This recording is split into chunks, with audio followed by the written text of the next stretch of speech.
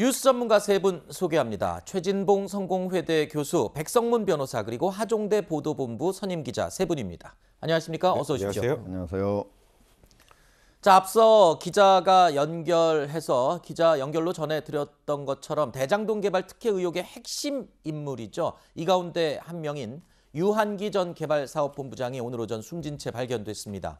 자, 유한기 전 본부장은 성남도시개발공사 내에서 현재 재판을 받고 있는 유동규 씨에 이어서 이른바 U2, 유동규를 U1, 그리고 유한기 본부장은 U2로 불리면서 한마디로 2인자로 통했던 인물이기도 합니다. 유한기 전 본부장은요, 지난 2014년 8월에 천화동인 4호, 5호의 소유주죠. 남욱 변호사와 정영학 회계사로부터 한강유역 환경청 로비 명목으로 2억 원을 받았다는 의혹을 받고 있었습니다. 자, 어제 대장동 개발 특혜 의혹을 수사 중인 검찰은 유한기 전 본부장에 대해서 바로 이 부분, 이 뇌물 혐의로 사전 구속영장을 청구한 상황이었습니다. 자, 지금 갑작스러운 상황에 지금 많이들 당황했습니다. 그렇죠. 당황하죠. 뭐 검찰도 입장을 냈고요. 안타깝다는 입장을 냈고, 지금 정치권도 이제 어떤 내용인지 하는 부분을 파악하고 있는 것 같아요. 말씀하신 것처럼 유한기 씨 같은 경우에 사전 구속영장이 청구가 됐습니다. 어제 남욱 변호사하고 정영학 씨로부터 2억의 뇌물 수수한 혐의인데요. 이분이 민간업자, 대장동 민간업자를 선발하는 위원회 평가위원회 위원장도 했어요. 그래서 여러 가지로 이제 연관돼 있는 부분이 많아서 수사를 하고 있었고, 그리고 이제 14일 날 구속영장 실질 심사를 하기로 돼 있었는데 그걸 앞두고서 이제 본인이 극단적 선택을 한 것으로 보여지는데요. 어쨌든 뭐 이 상황은 좀 더 수사가 이루어져야 될 것 같아요. 어떤 연유로 이렇게 됐는지, 또 이분이 정말 극단적 선택을 하는 게 맞는 건지 하는 부분에 대한 수사가 좀 이루어지고 나면 사실관계가 좀 더 명확해지지 않을까 이런 생각이 듭니다. 유한기 전 본부장은요, 이 성남도시개발공사 초대 사장이죠. 황무성 씨를 찾아가서 사퇴를 종용했던 인물로도 여러 차례 언론에 보도됐습니다. 당시에 녹취 음성이 공개되면서 그 정황이 알려지기도 했었는데요. 저희도 이 방송에서 당시 녹취 육성을 보도해 드린 적이 있습니다. 하지만 오늘은요, 유족들의 입장을 고려해서 육성은 저희가 사용하지 않고 그 녹취록 내용만 저희가 전달해 드리도록 하겠습니다. 자, 그런데 검찰이요, 이번에 청구한 영장에는 조금 전에 제가 언급했던 이 황 사장 사퇴 압박에 대한 혐의는 빠져 있었다고요? 예. 그러니까 이제 사실은 14일 날 구속영장 실질 심사가 이루어지는데요. 그때는 이제 자기 자신이 받은 뇌물 2억 이것만 있는 거예요. 그리고 이제 그동안 많이 언론에 오르내렸던 바로 황무성 전 이제 사장에 대한 그 사퇴 압박, 그 부분이 이제 빠져 있는 건데, 그분이 완전히 그 진술에는 일단 본격적인 수사가 안 이루어졌을 뿐이지, 검찰에서 진술에는 이것이 바로 그때 정진상 정책실장, 그리고 뭐 유동규 본부장 이런 사람의 지시로, 이게 이제 시장의 명을 받은 이런 사람들의 지시로 내가 와서 당신을 압박하는 거다 하는 그런 진술이 들어있다고 그래요. 그러니까 만약에 그런 것들이 있다라면, 만약에 그게 이제 앞으로 본격적인 수사가 된다면 이거는 바로 윗선으로 올라가는, 지금까지는 한 번도 안 됐던 수사가 윗선으로 올라가게 되는 거잖아요. 그래서 아마 이런 것들이 오히려 압박을 가하지 않았을까. 왜냐하면 2억 받은 뇌물 같은 경우에는요, 물론 대부분이 실형이 나와요. 근데 2심 가다 보면 집행유예가 나오기도 하고 그러기 때문에 이걸 가지고 과연 극단적 선택을 꼭 했을까, 이런 것들이 좀 의심이 간다는 그런 법조인들 얘기가 많거든요. 그래서 또 다른 이런 것들이 영향을 미치지 않았을까, 그런 추정도 나오고 있습니다.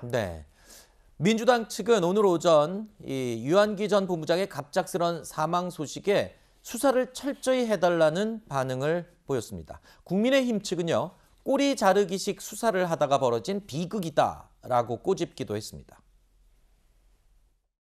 일단 사망했다는 소식 들으니까 고인의 이제 명복을 빌겠고요. 또 이러한 과정들 속에서 가장 중요한 것은 국민들에게 이제 의혹을 해소하는 거니까요. 또 수사를 좀 철저히 해달라, 이런 말씀을 좀 드리겠습니다. 황무성 당시 사장에 대해서 사퇴 압박을 했던 걸 대행했던 최전선에 서셨던 분으로 알려졌는데, 아무리 그렇다 하더라도 이분이 본질이 아니거든요. 검찰은 대충 힘없고 그리고 지시를 수행했던 분들만 수사를 진행하면서 압박해왔기 때문에 결국은 이렇게까지 비극적인 일이 벌어지는 게 아닌가 싶어서 되게 찹찹합니다. 이재명 후보의 경우는요, 오늘 오전 열린 행사에서 유한기 전 본부장의 사망 소식을 전해 듣고 비통한 심정이다라면서 입장을 밝혔어요. 어떤 입장을 밝혔습니까? 그러니까 지금 말씀하셨던 것처럼 최초 질문에는 대답을 하지 않았고요. 그러니까 어쨌건 이 사망에 대해서는 유감스럽게 생각을 하고 고인의 명복을 빈다. 그리고 또 이와 관련해서 또 특검 얘기도 간단하게 좀 덧붙이기도 했습니다. 뭐라고 했습니까? 그러니까 특검에 지금 대해서는. 어쨌건 이렇게 진실을 묻히기 전에 이제 특검도 진행을 해야 된다는 취지의 입장문까지 같이 냈는데요. 네. 사실 앞으로 이 유한기 전 본부장의 사망으로 인해서 대장동 수사 그리고 황무성 사장의 사퇴 압박에 관련된 수사는 네. 현실적으로 이 연결고리가 끊겨버리는 상황이 되기 때문에 네. 검찰 입장에서도 지금 굉장히 당혹스러운 상황인 것 같습니다. 네. 자, 말씀하신 것처럼 지금 상황이 이렇게 되면요. 대장동 의혹을 수사하던 검찰의 입장이 아주 당혹스러워졌을 겁니다.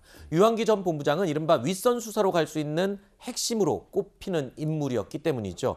앞으로 대장동 개발 특혜 의혹에 대한 수사가 어떤 방향으로 나갈 수 있을지 관심이 모아질 수밖에 없습니다. 일단 사퇴 종용 의혹에 대한 수사 차질은 불가피해 보입니다. 왜냐하면 직접 가서 사퇴를 종용했던 인물이 지금 사망했기 때문에 그렇죠. 이 부분에 대해서 어느 정도 수사가 진행이 될 수 있을지 궁금하고요. 네, 말씀하세요. 사실 그러니까 대장동 비리 의혹 자체는 네. 크게 수사 차질이 없다고 봐도 돼요. 그런데 황무성 전 사장에 대한 압박 의혹, 이거는 이제 자기 자신이 가장 먼저 직접 대면해서 한 그렇죠. 거잖아요. 그러니까 그 사람이 네가 왜 했니 했을 때 나는 누구누구 지시를 받아서 이렇게 한 겁니다. 그리고 그 사람들은 어떻게 누구로부터 지시를 받았다는 겁니다. 이런 얘기가 있는 거기 때문에 만약에 그 윗선에서 유동규 씨나 아니면 정진상 씨가 만약 부인을 했을 경우에 이 사람의 진술로 압박을 할 수 있잖아요. 근데 네. 지금 압박할 수 있는 그런 게 없어진 거예요. 그러니까 네. 이 수사는 이미 이제 물 건너갔다 이렇게 봐야 됩니다. 네. 그런데 지금 말씀하셨던 게 이제 대장동 사업과 관련해서 수사는 크게 차질이 없을 수 있다 말씀하셨는데요.